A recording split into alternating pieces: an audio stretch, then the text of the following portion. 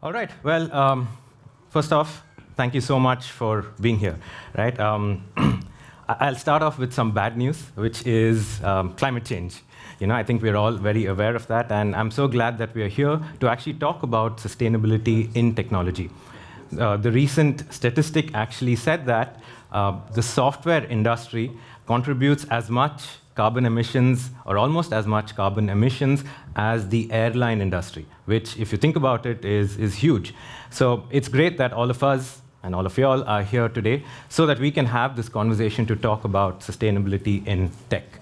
Now, a quick round of introduction. My name is Sohan Maheshwar. I work in Fermion. I'm a dev advocate. Have worked in the cloud space, in the serverless space for a long while. I also want to shout out my colleague Kate, because we worked on this presentation, including some of the benchmarks and the data that you will see in the presentation. Now, I think it's customary and it's tradition for any talk about sustainability to start off with the formula. So I'm going to follow tradition, which is this formula. Right? This is a formula defined by the Green Software Foundation. And they define software carbon intensity as something called C plus R, C per R. Now, metrics are important, because if you can't measure something, you can't improve it. So we have to have a metric when we talk about sustainability as well. I'm sure all of us do things like weekly check-ins, scrums, monthly reports, but how many of you all actually have sustainability or some metric of sustainability in that report? And I'm guessing the answer is very few. So it's super important to have a metric itself. Now, the C per R essentially means the carbon emissions per rate. So this is not an absolute value. The rate basically means per user, or per API call, or per machine learning training run. Right? And the C can be further expanded into O plus M, where O stands for operational emissions. Essentially, for your software to run on a piece of hardware, how much energy does it consume, and how much carbon is consumed as a part of that. And the M is embodied emissions. So for any piece of hardware, it's taken a certain amount of energy to create that piece of hardware, and for that piece of hardware to run over a certain amount of time. And your software just runs on that for a fraction. Right? So that is the embodied emission for your software running on that piece of hardware. So using all of this, and you can really go into the weeds of this, you can actually get a metric about this thing called software carbon intensity. Now, the Green Software Foundation defines 3 ways you can actually reduce this SCI. And the 3 ones are energy efficiency, where you're essentially using less electricity to perform the same function. The second one is hardware efficiency, where you're using lesser hardware, or you're being more optimal to perform the same function. And the third one is just being carbon aware. So if you're in the cloud, if you can shift from, say, an Asia region to an EU region, you're automatically a little more, you're consuming less carbon, because the electricity sources for that data center in the EU are probably more green and more renewable. The reason I'm showing this slide today is everything that comes after this slide, I want you all to take it in the lens of being either more energy efficient or being more hardware efficient. So those are the 2 lenses that I'm going to talk about today when we're looking at how serverless WebAssembly could potentially lead to better energy efficiency and better hardware efficiency. Anyone here has used WebAssembly in production? Any folks? No? Oh, 2. Amazing. Great. Because that's what I'm here to talk to you about. Just a small bit of history. WebAssembly is a fairly new technology, right? Sometime 2010s maybe. And it was developed, as the name suggests, to run in a browser. The boring answer is it's just another portable compilation target, right? It is an instruction set. It's meant to be light, flexible, portable, fast, secure, and few things like that. And if you hear me say the word Wasm, essentially it's just a short form for WebAssembly.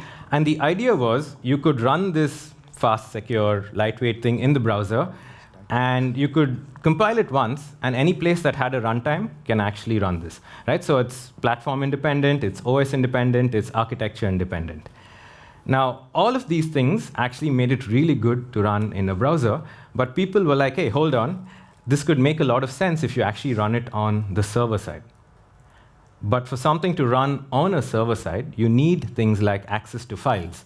You need things like clocks. You need sockets. And that didn't exist in WebAssembly. But that changed in, I think, around 2018-19, when this thing called WASI was introduced, right, which stands for WebAssembly Systems Interface. And the simple TLDR is it allows you to run WebAssembly outside of the browser on the server side, right? And this started to make a lot of sense.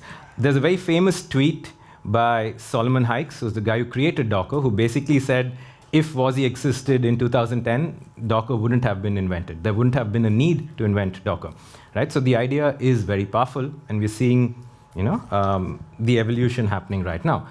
And essentially, you get access to OS features like access to files, file systems, clocks, random number generators, all of the things that are required for something to run as a server.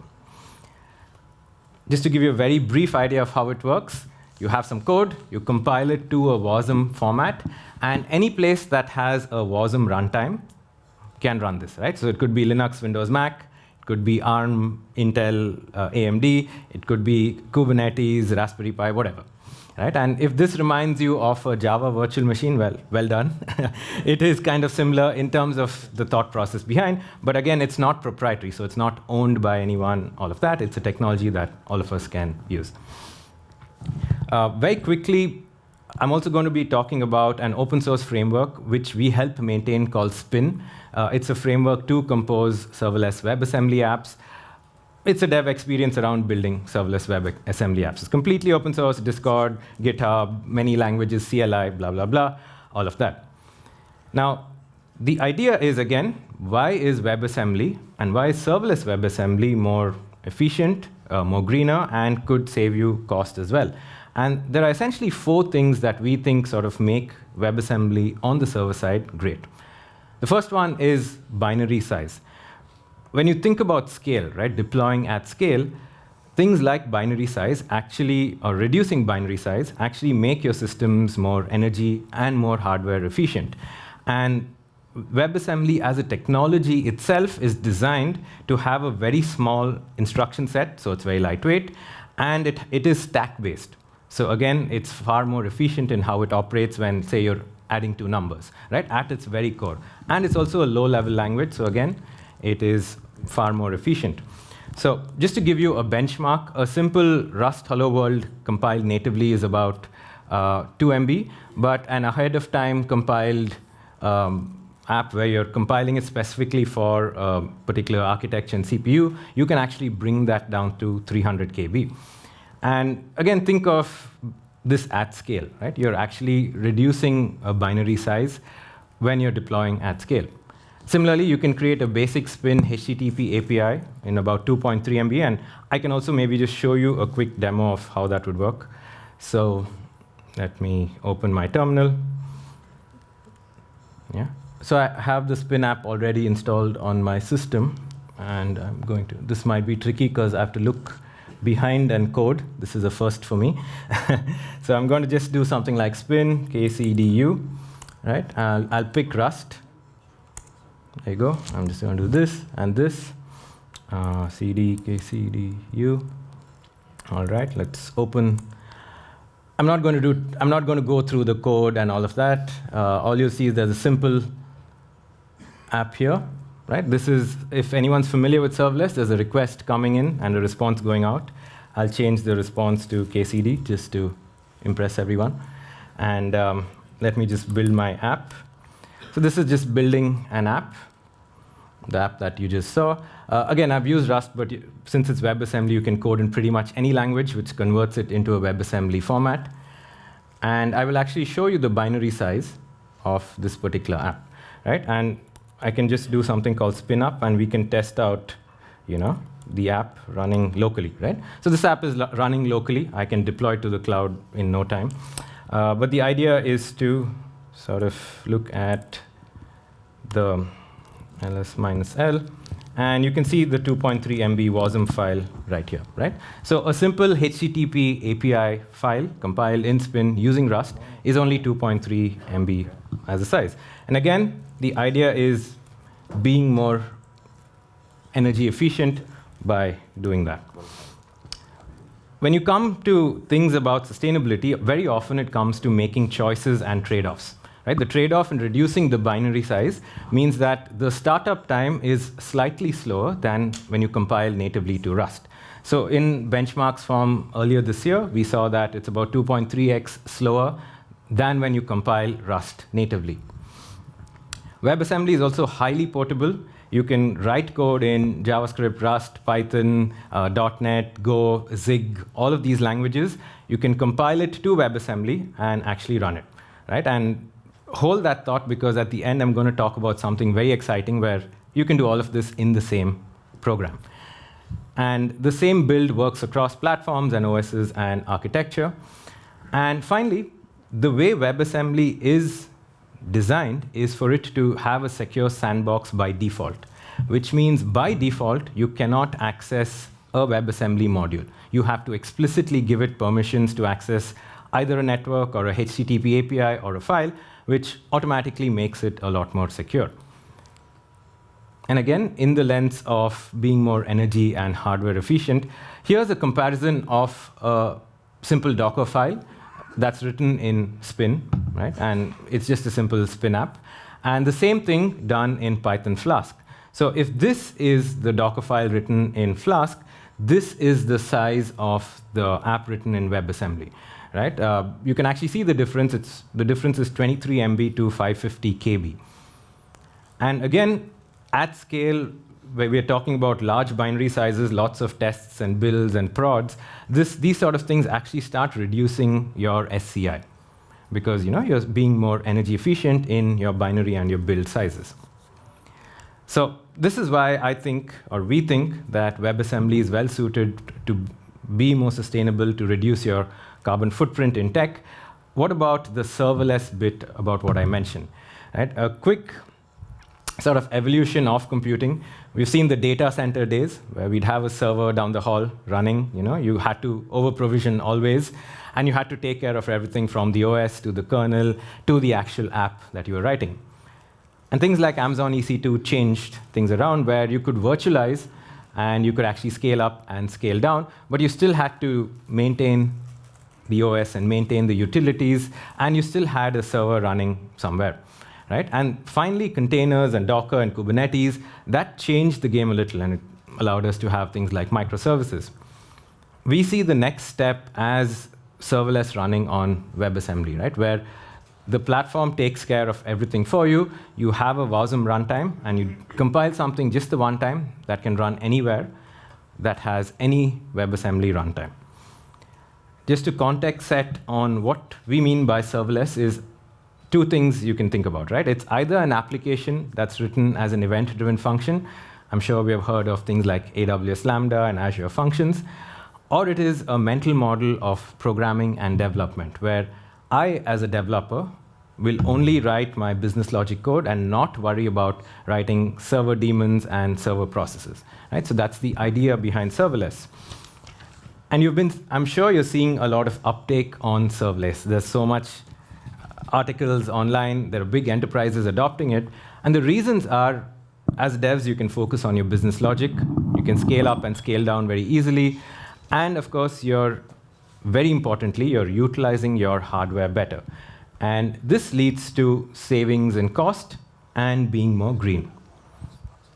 The one thing I want to focus on is the third point, right? Which is the better utilization of hardware.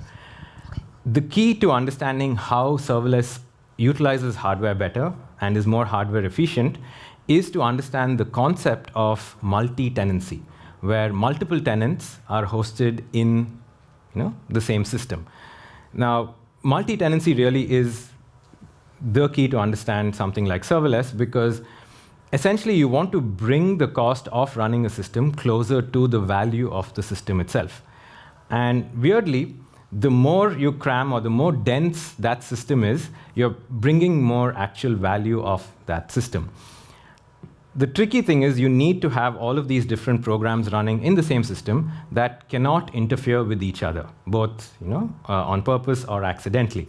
And essentially, these applications are as independent, and the usage should be independent. In fact, you should read Mark Brooker's blog. He's one of the people who created the original EC2 about multi-tenancy. Right? The idea behind multi-tenancy is you want to close the gap between the average usage and the peak. And you start doing that when you can pack more tenants into the same system. So here we have two functions, function A and function B. You have the average at around 10, and you have the peak at around 17. So the gap is around 7.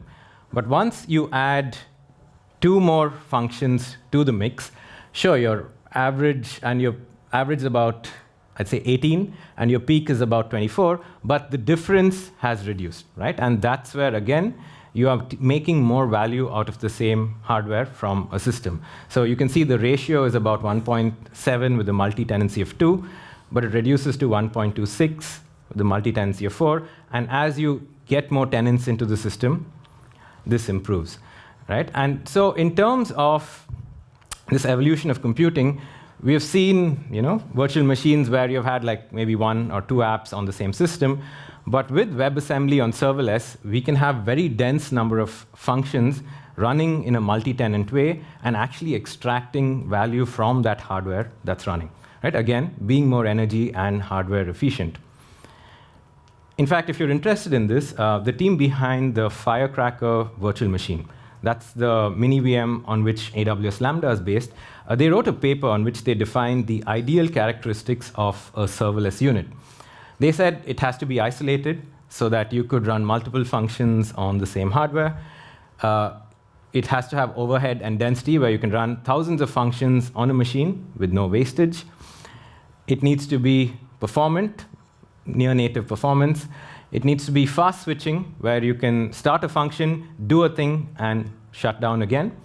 You need to be able to overcommit CPU and memory, and you need compatibility. Right? So they defined these 6 characteristics of an ideal serverless unit when building the Firecracker VM. You can read the paper down there. So we compared Firecracker VM versus WebAssembly, basically, right? Like a micro VM. So in terms of isolation, you have your Linux virtual machine via Firecracker, so it's completely sandboxed. WebAssembly is sandboxed by default, right? So we're good there. In terms of overhead and density, we saw WebAssembly perform so much better, right? Because you needed about 382 GB of RAM and about 3,360 GB hard disk to get thousands of node. But because WebAssembly is so lightweight, we were actually able to do that with 32 GB of RAM and only about 100 GB disk, right? So you're being more hardware efficient. In terms of performance, both provided like near native performance. Where WebAssembly really shines is the cold starts and fast switching, right? A common problem you hear with things like AWS and Azure functions is cold starts. And when it takes about 125 milliseconds to start a program, whereas with WebAssembly and Spin, we brought that down to less than 1 millisecond. Of course, WebAssembly is untested in production, so we will see very soon how that goes. But we're getting there. And in terms of compatibility, of course, with micro VMs, you have Linux and KVMs only, and WebAssembly has far more support that way. Now, the thing that excites me, actually before that, let's take a look at the state of hardware today. Right? I saw someone here with the from SysDig. They actually had a report where they mentioned 69% of CPUs are actually unused in containerized applications. And the reason is because of idling. We assume that if a CPU is running in the cloud and it's idling, that it's not consuming energy. The interesting thing is there's actually a non-proportionality of how that works. Because once you start using it, it doesn't increase proportionally, right? So the idea is to use a machine that's running to actually be more carbon efficient. So again, that might sound counterintuitive, but idling machines do consume between 30 to 60% power. And once you start being more hardware efficient, you cut down on that. And the idea is, again, choosing the right option for serverless. I spoke about Lambda before. Azure functions also, there's a report which said 81% are invoked once per minute or less, right? So these functions have to be pre-warmed. Companies like Azure and AWS, they actually pre-warm instances so that your cold starts reduce, and that's a cost that's frequently borne by the customer. but it's again keeping a system kind of idling. Right? Meta, in fact, just launched XFAS, which is their serverless solution just last month, or in October, so 2 months ago, where they are focusing on utilization, right? And they're saying that they have brought up utilization to about 60%. So it is something that all the big companies are really looking at. Now, earlier I mentioned something that really excited me, and that is the launch of something called the component model. Now, this was launched, I think, about a month ago by the Bytecode Alliance, similar to CNCF. And imagine you can write code in multiple languages in the same app, and you don't need to have any info about the code that you're using. Right? So say you're building a JavaScript app, and you need a date formatter and a YAML parser. You can just ask a Rust YAML parser saying, hey, Rust is really good for things like YAML parsing. Get me a YAML parser. And Python's really good with numbers, so just get me a Python date formatter. Right? And all of this can work in the same app using the component model in WebAssembly. Now, this was just launched very recently. And how this works is you have a component A, right? And this could be in Rust, for instance. You have a component B. This could be written in Go. And each can export and import certain things. They're, again, sandbox. You don't have to worry about things like security, because when it exports and imports, you're giving explicit permissions to export to and import from certain components. And you can actually create a new component using components that already exist. Right? So this, again, might fundamentally change how we think about building microservices and building event-driven architectures and software development in general. Because just to give you like an example of how this would look like, right? Here's an example of how CI/CD looks typically. So here is it's a build script, and you can see in, I think, line 4 or 5, there are multiple Go versions that are being included. There are a bunch of operating systems, typical build script for any CI thing, right? So you're building the operating system, the language, the architecture. You're doing this in test. You're doing it, so on. This is a Docker file literally from the Docker documentation, and again, including like a whole bunch of different things just for a build for a test environment, for your production environments, and whatever. Eventually, with your component model, this will change from going from all of that to just one build where you're building your WebAssembly app, one runtime, because the same runtime can work in all platforms, all architectures, all OSs, and your components are already packaged, so you don't even have to do it. I don't even have to give you numbers on why this would be more energy efficient and more hardware efficient, right? You can tell by just looking at this that you're just, it's a significant difference from what we're doing right now and how we're operating right now. So this was just launched. It's very much in its early stages, but you can look it up and check it out. I'm just going to show you a small demo because I think we have the time. It's pre-recorded because I don't want to run 10,000 apps on my local MacBook right now, but it's going to show you how we scaled to 10K apps in about 10 seconds. This is running a local Nomad cluster on my MacBook, right? This is how it looks internally. We have traffic. We have Bindle for our registry. We have journal. We have a version of Spin called Spin Empty or Spin Multi-Tenant. And we have something for garbage collection. The idea is the same app that I showed you earlier, the Rust Hello World app. We're going to create 10,000 of those and see how it will scale up in about 10 seconds and scale back down. And because it's WebAssembly, there are no cold start times, and the memory usage is, it's pretty good, let's just say. So you can look at the memory allocations right now in the cluster, and you will soon see all of the jobs running. So these are the 10,000 apps that will run, right? And this is running on my colleague Kate's local MacBook. And you can see the CPU utilization currently is about 11%. Memory is about 52, which is usual things running on your MacBook. And this is an apps.txt file, which has the list of about 500 apps that are going to run. So it just looks like this, right? So there are different apps that are deployed on the cloud.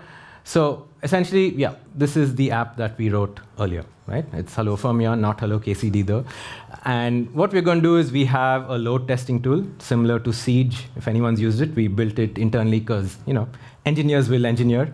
And essentially, we're going to create about 400 concurrent users, and each of them making, I think, about 25 requests. Sorry, 25 concurrent users making 400 requests. And we will add a bit of jitter to this as well. The key is to keep a look at both the CPU and the memory utilization when this begins. Right? So we're starting with the jitter right now, and everything's being logged into an apps.txt file. Right? So we're starting that right now. And you can see there's a spike in the CPU usage. It's gone to about 69 and 90%. And it's come back down to 20% in hardly any time. Right? Same with the memory. And as you can see, there were 10,000 requests made to the 500 Rust apps there. And the length of the test was about 5.8 seconds. Right? So because of how WebAssembly is, it's able to scale up and then scale down to 0, and actually scale down to 0, not just as a marketing term, but actually scale down to 0 in pretty much no time. All right, I'm almost out of time, right? So for next steps, if you want to build a WebAssembly app, check out Spin. Our CEO has written an interesting post called "It's Time to Reboot Software Development," which talks about why the component model makes sense. Read it. It's completely about tech and the future of tech, And we also have managed to build an AI inferencing product where the GPU we use, then this is a company called Sivo who uses Deep Green. The heat from those GPUs in the cloud are used to heat pools, like swimming pools in the UK. Right? So you're not just being carbon neutral in how you're writing your software and architecting it, but also in how the hardware is used. Right? So it's a lot to cover, and I didn't have time to cover it, but check out that blog post. And yeah, I'm around if you want to speak to me or if you want to check out Spin, go ahead. And hope you learned something new today. Talk about sustainability in tech a lot more. That's the key takeaway. Thank you.